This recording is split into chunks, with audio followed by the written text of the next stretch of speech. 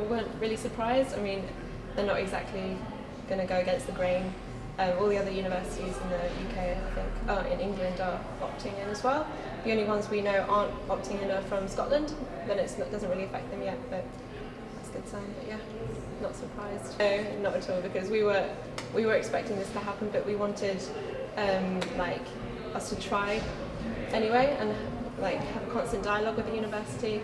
And we wrote a position paper and we went to lots of meetings, and they absolutely knew our position. And so now when we do the NSS boycott, we're absolutely like justified in doing so, because we did all this work to try and get them not to opt in, and now they have, and you know, we're now at loggerheads. Okay, our aim is basically just to have a show of discontent. If we have so Manchester last year, 72% of students in final year completed it, and we want to drop that to 62%. Okay. So we want 10% from last year to not fill it in, and just to have a show of discontent around it, and also to undermine the TEF, because ultimately we want to show that the NSS is not a suitable metric. This is a discussion that we've had, and I've had students ask me about it, but because the National Student Survey is now linked to fees, even if you do complete it, even if it's in the negative area, and you affect the university's ranking in the TEF, you're still complicit in like engaging with it, and therefore you're also complicit in raising fees. And it's not just about Manchester anymore, it's about the national movement. The difficulty we had this year was that it's not a very sexy thing to talk about. You couldn't really put it on a banner and stuff. So we did try and engage students from the very start. I think it's actually a sign that they're panicking and they're taking the boycott quite seriously. They've actually gone behind the backs of the institutions and done it, which shows that they're not, maybe they don't actually have that much, they're not that convinced that the universities will be able to do an effective survey because we're boycotting. So I think it's partly a good sign, because it means that they're taking it seriously.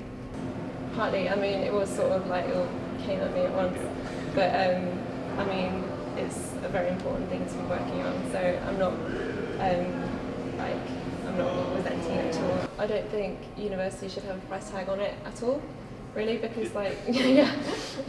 So I think education is shouldn't be a privilege. It should be like a right, and if you want to do it, then you should have the right to do it. No matter what background you come from or anything like that.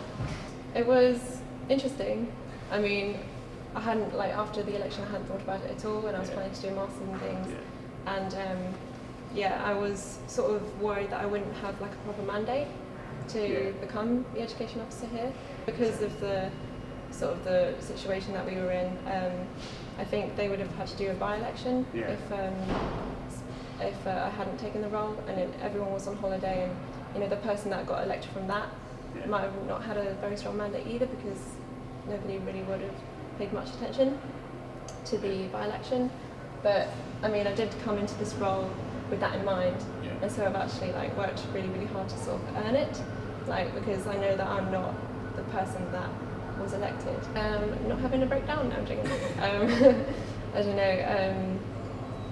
That's really the thing about the things that I'm doing this year is that they're all in process at the moment. None of them have actually ended. So I think I'll be able to answer that question better at the end of the year. But yeah, so because everything's in motion at the moment, there hasn't been an end point, and I haven't seen if it's been a success or not. But it's just a great experience. You'll get so much experience working with people, team building, communicating, writing papers, speaking to lots of different stakeholders and keeping them all in mind when you're making decisions. And you'll meet some great people, you'll make some friends for life, I think, and it's really good to put on your CV. And because the union is a charity, it means that you also become a trustee of a charity, which is great to put on your CV too. And it means that you've got all these other responsibilities that no other job would give you. So yeah, run.